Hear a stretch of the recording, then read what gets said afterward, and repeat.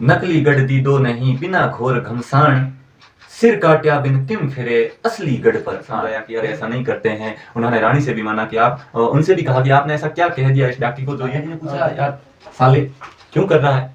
हाँ तो देखो हमारे चल रहा है मेवाड़ का इतिहास, और हमने अपनी जो पिछली क्लास थी उसके अंदर हमीर के बारे में पढ़ा था। और 1326 को हमीर वापस चित्तौड़ के ऊपर अपना शासन जमाता है और अपना शासन शुरू करता है। और उससे पहले अपने को पता है कि जो चित्तौड़गढ़ पर शासन था वो किसका था, मालदेव सोनगरा, और उसका जो पुत्र था उसका नाम था बनवीर, या फिर अपन बोल सकते हैं उसको जैसा भी। तो आज हम हमीर से आगे के राजा को पढ़ेंगे, और हमीर के बाद जो राजा बनने वाला था उसका नाम था, जो हमीर का ही लड़का जिसका नाम था क्या, क्षेत्र सिंह। क्षेत्र सिंह, या जिसे अपन बोलते हैं राणा खेता। ठीक है, ये दोनों नाम एक ही है, क्षेत्र सिंह या राणा खेता। इसका जो शासन काल है वो लिख लेते हैं अपन 1364 से लगा करके 1382 ईस्वी तक ये शासन करता है मेवाड़ के ऊपर। और इसके बारे में जो मुख्य मुख्य बातें हैं वो अपन एक बार सीधी देख लेते हैं, क्योंकि कुछ खास बातें नहीं है इसके बारे में। तो देखो इसके बारे में एक बात लेते लेते हैं कि ये इसके समय में मेवाड़ का जो है साम्राज्य विस्तार होता है, यानी कि विस्तार। और दूसरी जो बात है, दूसरी बात क्या हो सकती है कि जो क्षेत्र सिंह है या राणा खेता के टाइम मालवा और मेवाड़ संघर्ष शुरू हो गया था, यानी कि इसने मालवा के दिलावर खां गोरी को हराया था, जिसकी वजह से क्या हुआ था कि जो मालवा का जो शासक था दिलावर खां गोरी, इसको हराया था, इसलिए मालवा और मेवाड़ के बीच में संघर्ष शुरू हो गया था। और एक जो मुख्य बात है वो राणा खेता के बारे में जो देख लेते हैं कि जो अपने जो मेवाड़ का इतिहास हम आगे पढ़ेंगे तो हमारे वो काम आएगा। देखो कि जो इसकी एक पासवान थी,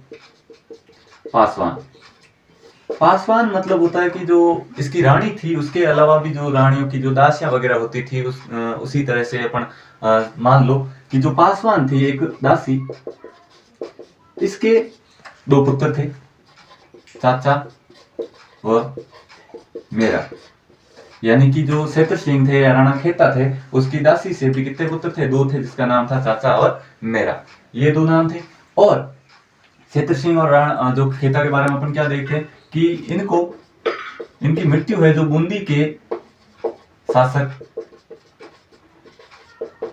लाल सिंह से युद्ध करते हुए हुई, यानी कि जो राणा खेता की जो मृत्यु है वो किसकी वजह से, लाल सिंह से युद्ध करने की वजह से हुई थी, यानी कि इन्हीं से युद्ध करते हुए ये मारे गए थे।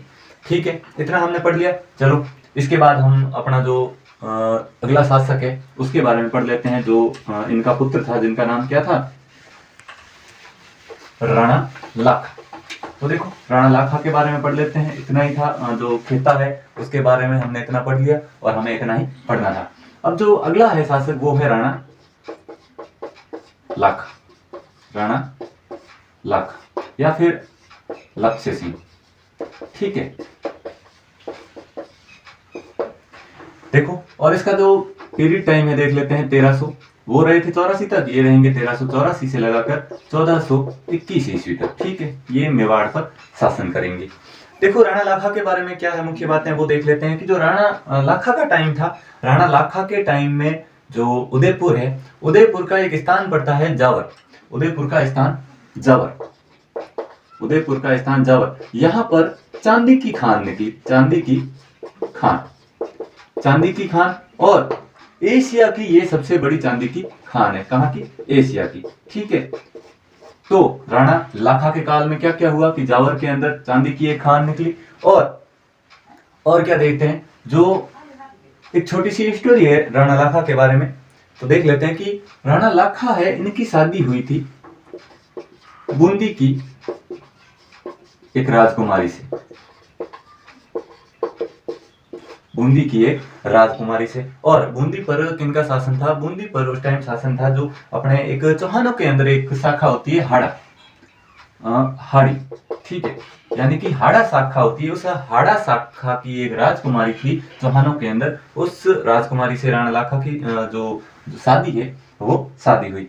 तो क्या हुआ कि जब राजकुमारी है जो शादी करके जब लाखा के जो चित्तौड़गढ़ में अपने आई, तो चित्तौड़गढ़ में आई तो देखो कि जब आती है नई नई दुल्हन आती है तो क्या होता है कि उनको पूछा जाता है कि वहां पर वो उनको जगह कैसी लगी वगैरह वगैरह।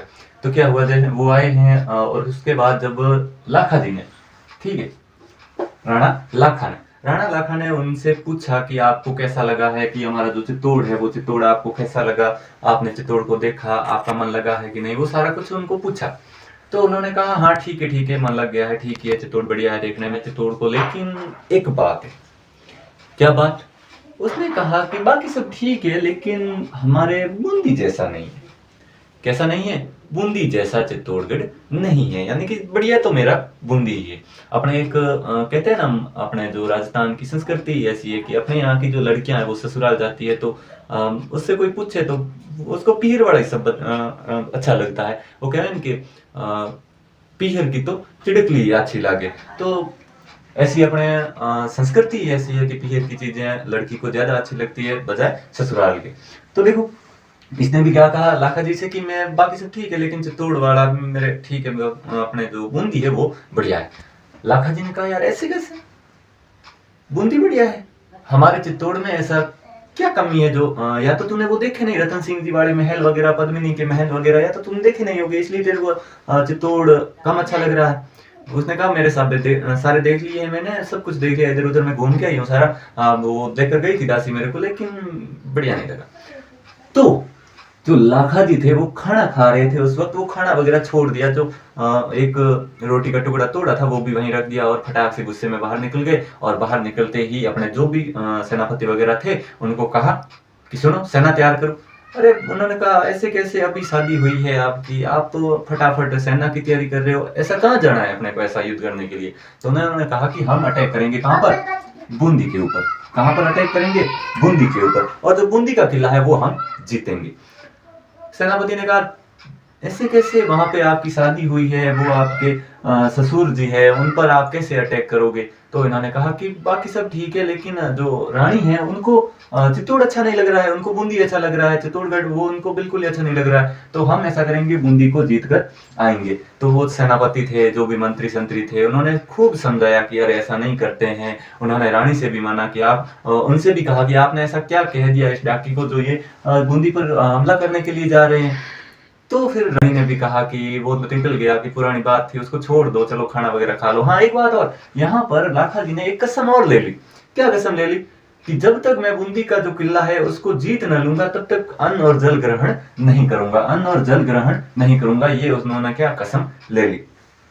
तो क्या होता है, सब समझाने के बाद भी नहीं रुके। तो एक कोई समझदार व्यक्ति था, उसने कहा कि चलो छोड़ो कि बूंदी वाले किले को अपन छोड़ देते हैं, आपको बूंदी का किला ही जीतना है, अपन ऐसे करते हैं थोड़ा सा दूर अपने मिट्टी का किला बना देते हैं, उसके ऊपर लिख देंगे बूंदी का किला और आप उसको जो गिरा देना और हम उसको जीत लेंगे। इतना ठीक है। तो लाखा जी को भी समझ में आ गया कि ठीक है, गुस्से में हो गया, थोड़ा उल्टा सुल्टा बोल दिया होगा लेकिन कसम खाई है तो क्या निभानी पड़ेगी। तो उन्होंने क्या किया कि थोड़ी दूर एक कमरा वगैरह कुछ बनाया होगा मिट्टी का और उसके ऊपर लिख दिया बूंदी का किला, नकली किला बनाया गया बूंदी के जैसे। तो और वहां पर थोड़े नजदीक जाकर के तीर और कमान दिया उनको, लाखा को, राणा जो लक्ष्य सिंह थे उनको दिया और उनको कहा कि यहाँ से आप वो तीर चलाइए, आपका तीर एकदम निशाने पे लगेगा और जो किला है वो बना हुआ मिट्टी का वो ढह जाएगा। तो जैसे ही उन्होंने तीर चलाया, सामने से जो किला बना हुआ था उस किले के पीछे से तीर आने शुरू हो गए। तीर आने शुरू हुए, लाखा जी ने कहा यार सामने से कौन तीर चला रहा है, वो भी मेरी तरफ। कोई 2-3 सैनिक गए, पीछे से एक बालक को पकड़ के लेकर आए। बालक का नाम यहाँ पे देखो आप, कुंभाहाड़ा। बालक का नाम था कुंभाहाड़ा। और ये कुंभाहाड़ा, इसका क्या था, जो राणा लाखा थे इसका क्या था, साला। यानी कि अपने यहाँ पर एक रिवाज होता है, अपने को भी पता है रिवाज है कि जब भी किसी लड़की की शादी होती है तो उसके साथ कोई ना कोई जाता है, भाई जाओ, भाभी जाओ, कोई भी जाओ, मतलब भाई तो फिक्स है कि जो बड़ा भाई हो छोटा भाई हो कोई ना कोई उसके साथ जाता है। तो जो ये बूंदी की जो राजकुमारी थी इसके साथ इसका भाई आया हुआ था जिसका नाम था कुंभाहाड़ा।